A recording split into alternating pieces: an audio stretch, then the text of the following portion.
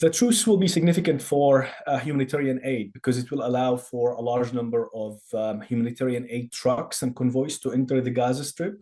But I must add that the number of humanitarian aid or the amount of that aid that's going to be allowed in is nowhere close to what was the regular, let's say, flow of humanitarian and aid and other products to the Gaza Strip. It's absolutely not enough. The Gaza Strip is home to more than 2.3 million Palestinians. These have been cut off from all sorts of necessary items, from fuel to water to obviously electricity, humanitarian equipment and material, as well as food items. So it's not enough. However, it is better than the current situation, and it will provide a much needed relief.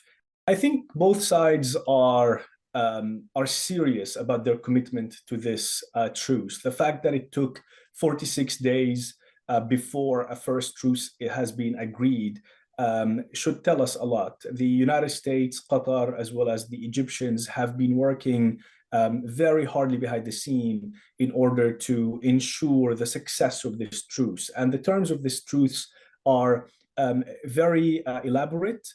There's absolutely no trust between Hamas and Israel. The trust, however, is between the mediators. So the Qataris and the Americans, as well as the Egyptians, have given assurances to both Hamas and Israel that the truce is going to be adhered to. Now, whether this will happen or not remains to be seen. However, I think that the truce will hold at least for the first 4 days.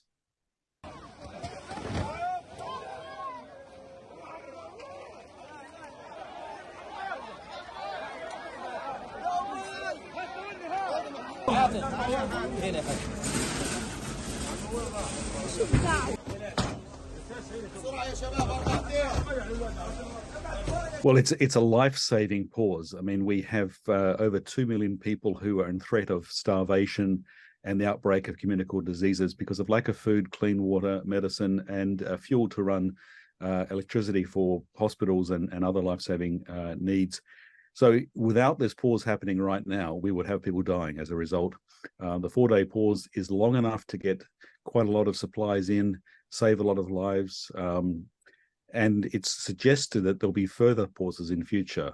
Well, the situation the last 5 weeks is we just couldn't get any aid in, or I mean, the amount that got in was extremely small through the Rafah crossings from Egypt.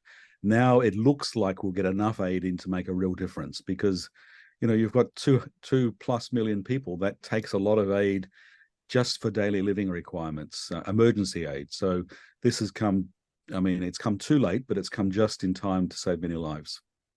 Look, it's a very fragile situation. Obviously, there's a problem with trust. There's a trust between the Israeli government and the people of Gaza in general. But of course, we know what the Israeli government feels, understandable reasons, about Hamas. It's a terrorist organization that's done horrible things. So without that trust, there's little grounds for confidence. The flip side is that Israel has done many hostage deals in the past 30 years. So it's worked out a way of dealing with the risks. So that gives us some confidence. I think for families involved, people won't be relieved until they see their loved ones come home because there's nothing certain here. It can go wrong very quickly. Hamas is not the only militant group. We have the Palestine Islamic Jihad group and others, and there's always a possibility of somebody spoiling this.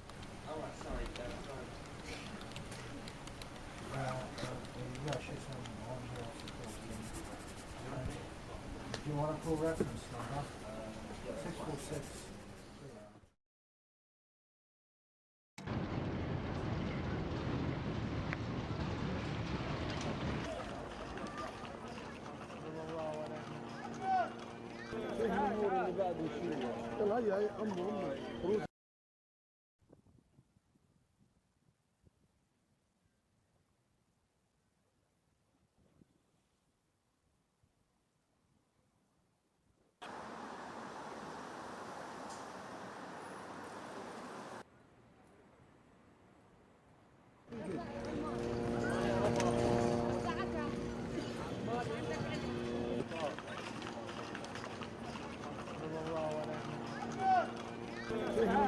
هي امه روسي قالوا على التفكير